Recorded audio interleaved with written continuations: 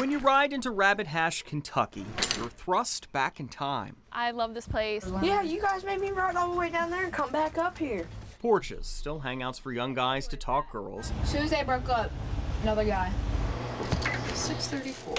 The general store. And this is 34 cents. Thank you. Or a one-stop shop for anything you need. That's all right. Every town, no matter how small, needs a leader. That's crazy. And after a rough election, this spot on the banks of the Ohio has one. She's very outgoing. She's really nice. She has the best smile that I've ever seen. There's always inappropriate licking going on. Wait, what? It's a pit bull. You heard her. Well, that's interesting. It's funny. What is this? This treat-loving, woods-exploring good girl is Mayor Brenneth Paltrow.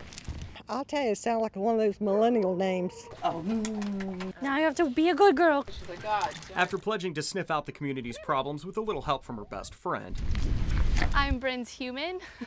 Oh, she's so good. She won the election a few months back. The competition stiff, pretty good. kind of a zoo really. There was a cat and the chicken, the donkey.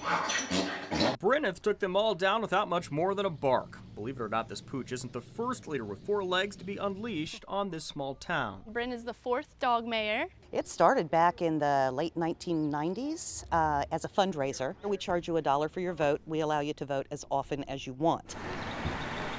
Rabbit Hash is so small, it doesn't need a real mayor. Usually the money goes toward town improvements. Come on. But this time, it helped to repair the general store after a devastating fire last year. It was so heartbreaking, but it's been really beautiful to watch it literally rise from the ashes. You shake it. Now that she's in office, Good. there are stances to take, decisions to make. Tennis balls or sticks, Alpo or Blue Buffalo. I don't know, he might just go possum hunting.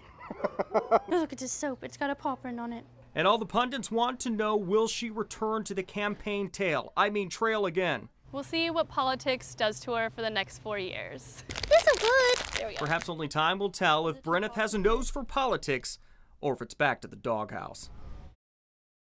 Total's gonna be 309. In a busy world, a drive-thru often serves as one big dinner table for a lot of people who've never met. Double quarter pounder meal. But last night at the Scottsburg McDonald's, strangers became family. Something like this. Somebody's gotta know about this. How you doing, ma'am? Large Coke? Hunter Hostetler watched it all unfold. It happened all the way up until we closed, sir.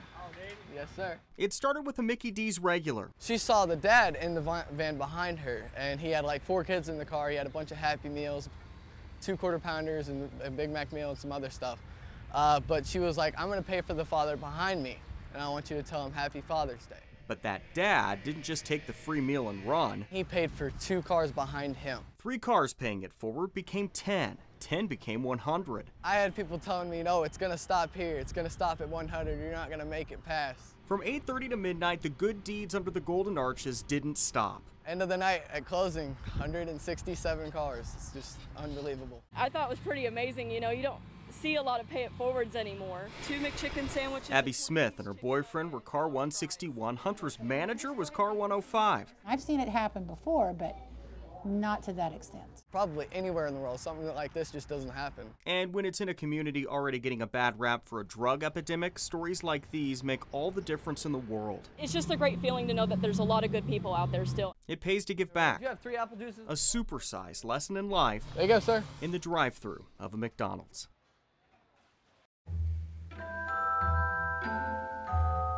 Twas December 1st when outside the Groves family's house, a creature was stirring, and it wasn't a mouse. It's magic. One of Santa's helpers, This is our elf Graham. the size of Shaq, He's 6 foot tall. looks like he's under attack. You can imagine the scare. He was looking for reindeer and found a fierce bear. He tried to lure it in with some salt, and there was a really salty bear. You know what I mean?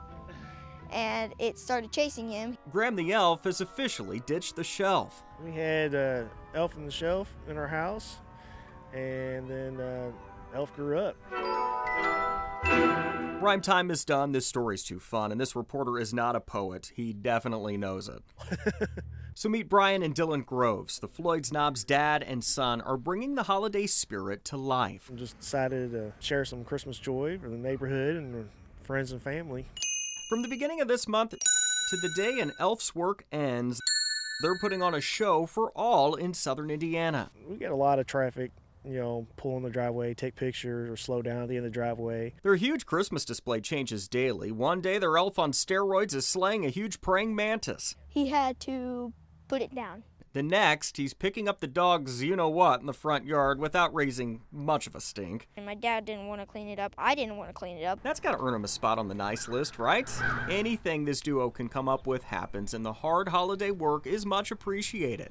We get some messages from our neighbors saying their kids really love it, and they have to actually make special trips every night just to come down and see what the elf is up to. This fourth grader certainly doesn't mind the attention either. I was one of the most popular kids on my bus.